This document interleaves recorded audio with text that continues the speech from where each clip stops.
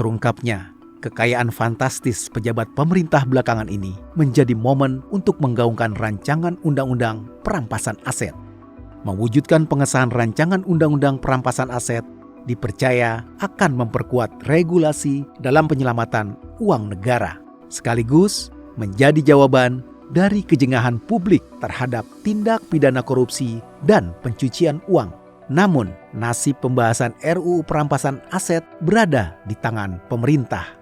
Sebab hingga saat ini, pemerintah belum mengirimkan penyelesaian draft dan naskah akademik kepada DPR.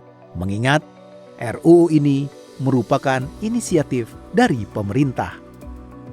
Itu belum ada naskah akademik atau draft yang diserahkan atau diusulkan oleh pemerintah kepada DPR melalui Komisi 3. Saya belum tahu itu, belum ada. Setahu saya informasi itu belum ada. Gitu. Karena itu tentu tidak bisa kemudian RUU perampasan aset ini disahkan, itu kan harus dibahas dulu. Ya, materi untuk membahas tidak ada gitu, belum ada gitu. Kita sempat menanyakan kepada pihak pemerintah untuk bagaimana prosesnya di internal pemerintah sendiri gitu.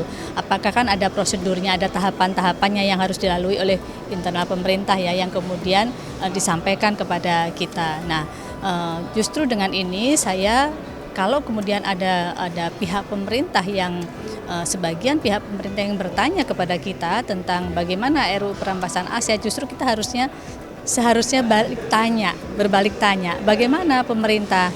Apakah semuanya sudah satu kata, artinya sudah siap dengan segala prosedur atau tahapan yang seharusnya dilalui gitu. Sejatinya, RUU perampasan aset telah masuk dalam program legislasi nasional prioritas tahun 2023. Artinya, Dewan Perwakilan Rakyat Indonesia mendukung penuh pembahasan RUU perampasan aset secara prioritas.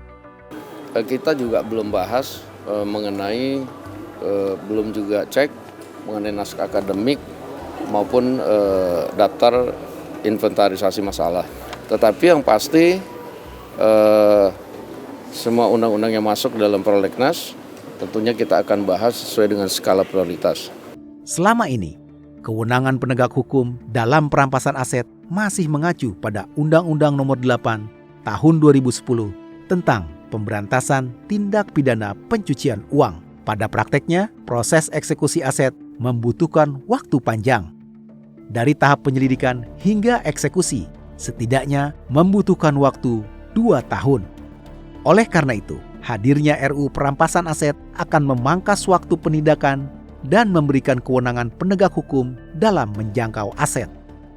Baik perampasan aset pejabat yang diperoleh dari pendapatan tidak wajar maupun melalui praktek tindak pidana korupsi dan pencucian uang.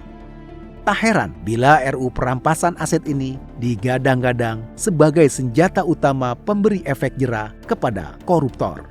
Tetapi barangkali juga agar persepsi tentang RUU ini itu juga luas ya, kemudian juga publik memahami dengan baik, ini perlu juga disosialisasikan.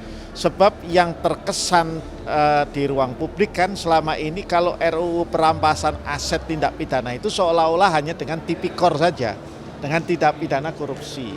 Padahal itu RUU yang terkait dengan perampasan aset untuk tindak-tindak pidana yang lain juga. Sepak terjang usulan RUU perampasan aset sebenarnya sudah bergulir sejak tahun 2003 silam. Bahkan pernah masuk prolegnas tahun 2014 dan periode 2015 sampai 2019. Butuh keseriusan pemerintah dan DPR untuk menjaga upaya realisasi pengesahan RUU perampasan aset di tahun 2023.